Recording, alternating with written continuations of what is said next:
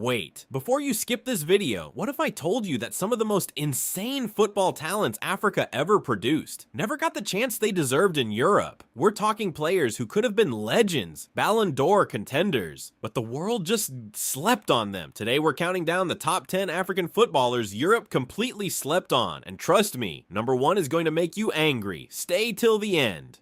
Coming in at number 10, Hossam Hassan from Egypt. This man scored over 170 goals for the Egyptian national team. 170! That's more than Gerrard, more than Lampard, more than most European legends you can name. He dominated African football for 2 decades. But did Europe come calling? Barely. A few small clubs took a chance, but nobody gave this man a real stage. Imagine Hossam Hassan at his peak in the Premier League. The numbers would have been ridiculous. Number 9, Kalusha Bwalia. In 1988, this man single-handedly destroyed Italy at the Olympics. Italy, one of the greatest football nations on earth. He scored a hat trick against them almost by himself. European scouts went crazy. He eventually played in Europe, but never at the top level his talent demanded. Kalusha Bwalia was playing 4D football while everyone else was still learning the basics. The fact that this man never played Champions League football is a crime. Number 8 hits different for my Nigerian people. Rashidi Yekini, Nigeria's all-time top scorer. The man who scored Nigeria's first ever World Cup goal in 1994 and held the net and screamed into it like he had been waiting his whole life for that moment.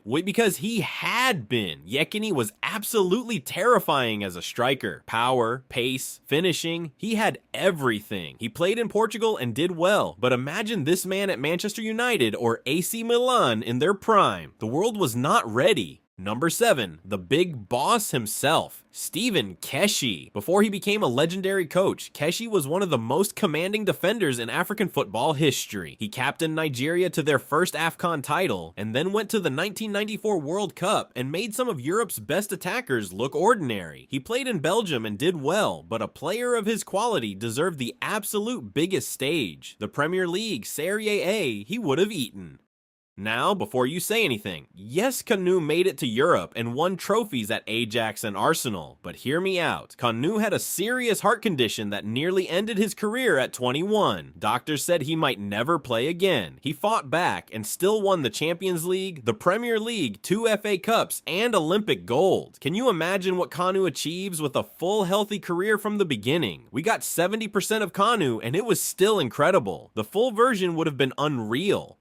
Number 5, Abedi Pele from Ghana, 3-time African Player of the Year. 3 times. He won the Champions League with Marseille in 1993 and was one of the most technically gifted players on the planet. The man played alongside Zidane at Marseille before Zidane was even famous. But somehow Abedi Pele never got the global recognition he deserved. European media barely talked about him. If social media existed in the 90s, Abedi Pele would have been a superstar. The algorithm would have loved him. Number 4, Laurent Poku. In the 1970 Africa Cup of Nations, this man scored 8 goals in 5 games. 8 goals! He was so dominant that FIFA actually considered him for the Ballon d'Or, one of the first African players ever in that conversation, but because African football had no global platform back then, the world never got to see him. Laurent Poku was doing things in the 1970s that would break the internet today. A complete and total legend who history almost forgot. Number 3, and Nigerian fans are already going crazy. JJ Okocha. So good they named him twice.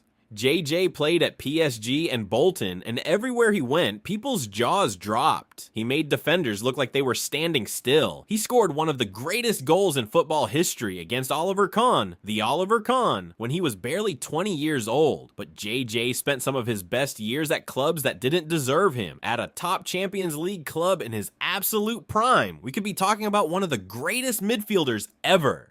Now before number 1, Samuel Eto'o at number 2. And yes, I know, Eto'o did make it at the top level. Barcelona, Inter Milan, Champions League winner twice. But here is the thing, Eto'o was still slept on. He never won the Ballon d'Or, despite being arguably the best striker in the world for 2 or 3 years.